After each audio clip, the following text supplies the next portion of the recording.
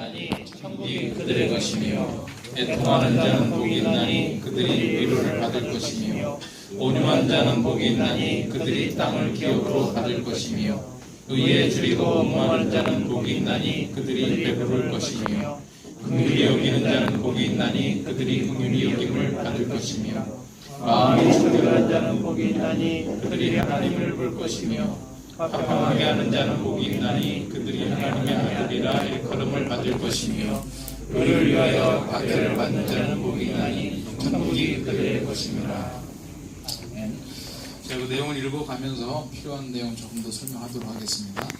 각박하고 온갖 환난과 시련을 겪게 되는 이 시대를 사는 하나님의 자녀에게 하나님을 볼 수 있다는 것보다 더 큰 위로와 힘이 되는 복은 없을 것입니다. 오늘 그 8절 말씀이 오늘 주제인데요. 마음이 청결하는 자는 복이 있나니 어떤 복이냐면 하나님을 본다는 거죠. 오늘 본문은 그 복을, 그 하나님을 보는 복을 마음이 청결한 자가 누리게 된다고 말씀합니다. 과연 마음의 청결함이란 어떤 상태이고 어떻게 이룰 수 있을까요? 이 청결이라고 하는 말이 헬라어로 이제 카다로스라고 하는 말인데 깨끗하다, 정결하다, 흠이 없다 이제 이런 뜻의 단어입니다. 하나님을 볼 수 있다는 것은 구원받은 하나님의 백성, 하나님의 자녀의 특권이므로 마음의 청결은 십자가의 대속의 죽음을 믿는 믿음으로만 가능하다고 할 수 있습니다. 따라서 사실은 이 마음의 청결이 보면 이제 복음의 핵심이라고 할 수 있죠. 그래서 다시 우리 3절부터 10절까지 읽은 말씀, 우리 팔복을 쭉 공부하면서 제가 처음 했던 어떤 구조적인 말씀드렸잖아요. 첫 번째부터 네 번째까지를 하나님과의 관계 속에서 생각해 볼 수 있고, 다섯 번째부터 여덟 번째까지를 사람과 사람과의 관계 속에서 생각해 볼 수 있다. 이거는 이제 십계명의 구조도 그렇잖아요. 하나님과의 관계에서 지켜야 될 계명들, 대인 관계에서 지켜야 될 계명들, 그런 식으로 분석해 볼 수 있고, 많은 성경학자들이 또 설교자들이 그런 그 적용을 시도를 하더라고요. 그런데 물론 마태복음에 기록하면서 예수님께서 내가 이 팔복을 의도한 것은 이렇게 생각해라 이렇게까지 얘기해 주시진 않았으니까 정답인지 아닌지 이것도 이제 하늘나라 가서 우리 주님한테 물어봐야죠. 혹시 그런 의도로 얘기하시냐면 한 90%의 확신은 있어요. 맞을 가능성이. 왜냐하면 이게 8가지가 묘하게 구조적으로 연결이 되어 있잖아요. 그래서 심령이 가난하다, 애통하다, 온유하다, 의에 줄이고 목마르다 라고 하는 요 한 세트하고, 그 다음에 이제 긍휼히 여긴다, 마음이 청결한다, 화평해 한다, 의를 위하여 박해를 받는다. 이게 보면 이제 하나씩 연결되는 감이 있어요. 그래서 오늘 그 마음이 청결하다 대인관계 속에서도 보면 심령이 가난한 자는 복이 있다. 하나님 앞에서 정말 나의 가난함, 나의 능력을 인정하는 게 아니라 나의 무능력을 인정할 때 어떤 천국을 소유하게 되고, 애통한다라고 하는 것은 하나님 앞에서 애통할 일이 뭐가 있겠어요? 나의 죄인됨을 발견하고, 내가 결코 스스로의 힘으로는 구원받을 수 없는 이유가 뭐냐? 이제 마음 가난함으로 나를 돌아보니까 내 안에 온갖 추악한 것들이 보이기 시작하잖아요. 애통해야 할 수밖에 없는 거죠. 그게 바로 애통하는 자는 그들이 위로를 받게 된다.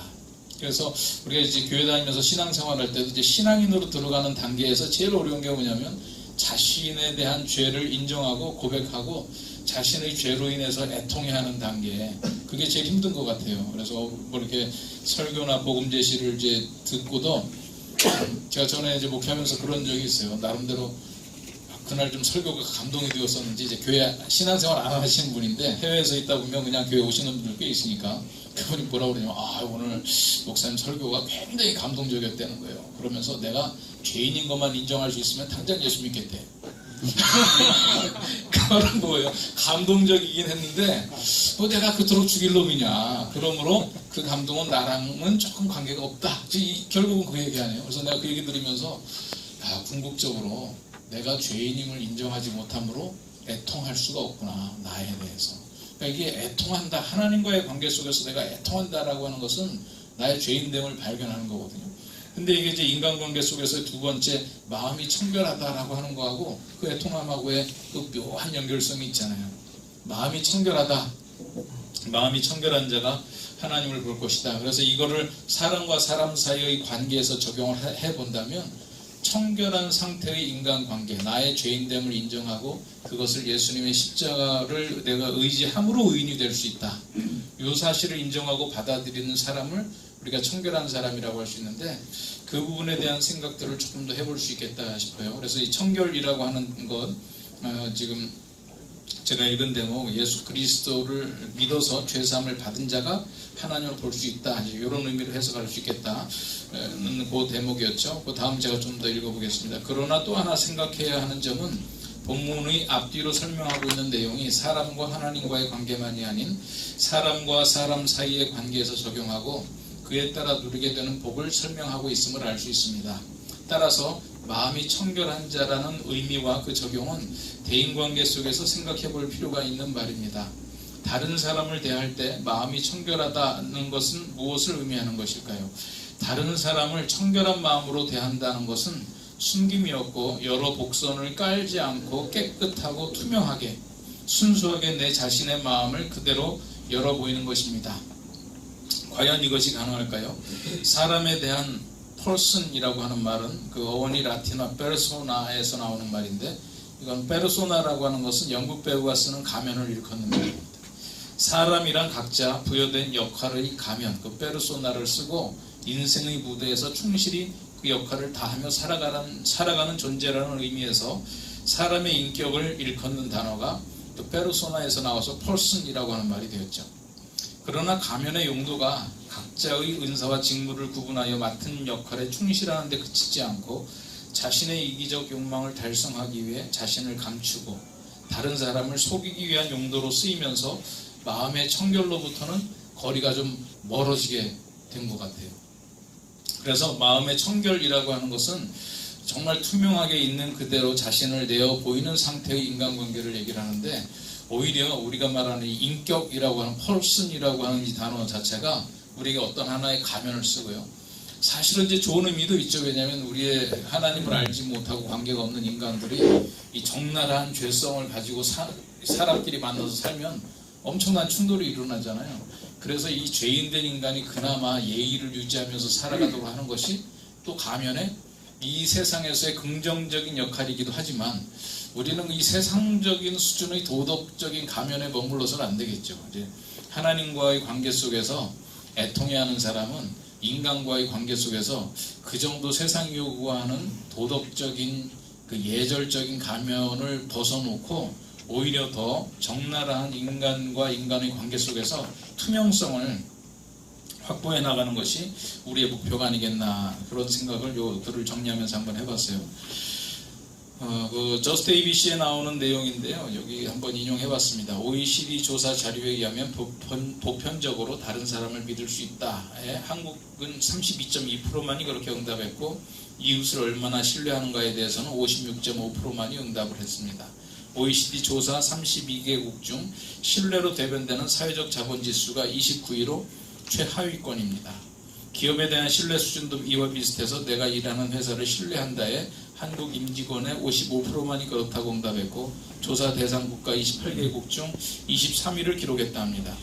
그러다 보니 서로를 대하면서도 표현하고 보여지는 모습 그대로를 신뢰하지 못하고 의심하게 되고, 그 진정성과 내면을 확인하기 위한 많은 대가를 지불하게 됐습니다. 결국은 대인관계 속에서 마음의 청결함을 지켜나가지 못하는 것이 신뢰의 상실을 가져오게 되고, 전체적으로 신뢰 평가 비용 상승으로 인하여 경쟁력이 약화되는 현실이 되었습니다. 전체적으로 그렇다 해도 개인적으로는 여전히 다른 사람을 믿거나 정직하면 손해본다는 믿음이 강력한 것이 우리 사회의 현실입니다.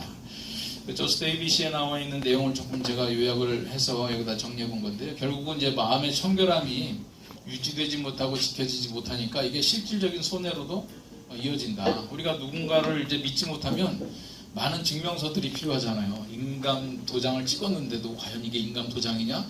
그 사람 말 믿고 못 믿겠어요. 그렇게 뭘 해와요? 인감 증명서를 가서 발급 받아와야 되잖아요. 600원 주고 한 통에 600원을 이제 한 사람이 쓰는 비용이지만 전 국민으로 계산해 보면 우리가 믿지 못하니까 드는 신뢰 비용. 우리가 말만 믿을 수 있으면 너 도장 찍어왔냐? 그래 네가 도장 찍어온 것으로 서류를 발음하겠다 이러면 되는데 꼭 인감증명 하나 붙이라고 그래가지고 또 뭐 그것만 합니까? 저희가 이제 사회복지법인 같은 경우도 이제 이 지자체에서 위탁을 받잖아요. 노인복지관, 사회복지법. 돈을 내는데도 보증보험 가서 이행보증보험을 들어가지고 가야 돼요. 돈 내는데. 그래서 돈을 막 내면서도 또 내가 이 돈 내는 것을 실천하겠다라고 하는 것을 과연 이행하겠느냐? 그래서 보증보험 가가지고 그 이행보증보험을 들어와야 이 계약이 성립되는. 그러니까 이게 지금 사실은 다 그 신뢰 비용이라고 할 수 있잖아요. 우리가 서로를 믿지 못하니까. 그래서 이런 부분들에 대해서 이제 선진국이라고 하는 나라와 우리나라랑 비교했을 때 이 부분에 대한 비용이 많이 들어간다는 거예요. 이런 게 이제 많이 들어가면 우리 경쟁력도 그만큼 약해지는 거죠. 세상적으로 볼 때도. 네, 그래서 뭐 이런 자료들도 여기저기서 나오는 이유가 뭐냐면 이게 뭐 성경책에서 나오는 게 아니잖아요. 이 세상의 경제적인 지표나 단체들에서 얘기하는 이 투명성, 신뢰 이제 이런 얘기가 왜 나오냐면 결국은 좀 선진국이라고 하는 나라에서 안 들어가는 비용이 우리나라에서 많이 들어가게 되면 그게 이제 우리에게 부담이 되는 거니까. 그래서 이 마음이 청결하다라고 하는 것이 대인관계 속에서 적용이 될 때 이런 이제 실질적인 효과도 있으나 우리는 이런 효과 때문에 하는 게 아니라 하나님께서 우리에게 원하시는 게 그거잖아요. 너희들이 애통한 마음으로 내 앞에 섰으면 그 애통하는 마음으로 다른 사람 앞에서도 서라 이거죠. 그래서 우리가 서로의 관계 속에서 그들에 대한 이제 투명성을 담보되면 신뢰가 올라가니까요. 그런데 그 저스 데이비시에서 제가 재밌는 표현을 하나 봤어요. 맨 마지막에 믿음이 강력한 것이 우리 사회 현실이다 그러잖아요. 정직하면 손해본다는 믿음이라고 그분들은 표현했더라고요. 왜냐하면 통계적으로 보면 우리나라가 그렇게 나쁜 나라가 아니라는 거예요. 사실 선진국이나 우리나라나 사람의 본질은 거의 비슷하고 남 속이는 비율도 비슷하고 남한테 도움을 주는 비율도 비슷한데 여러 가지 이유 때문에 우리가 이제 무엇을 더 강력하게 기억하느냐 그거 이 사회적인 불신도 일종의 믿음이라는 거예요. 우리 사회는 정직하면 손해본다. 근데 과연 우리가 정직하면 손해본 경험만 있느냐? 정직해서 누군가를 믿어가지고 이익을 본 경험이 있느냐?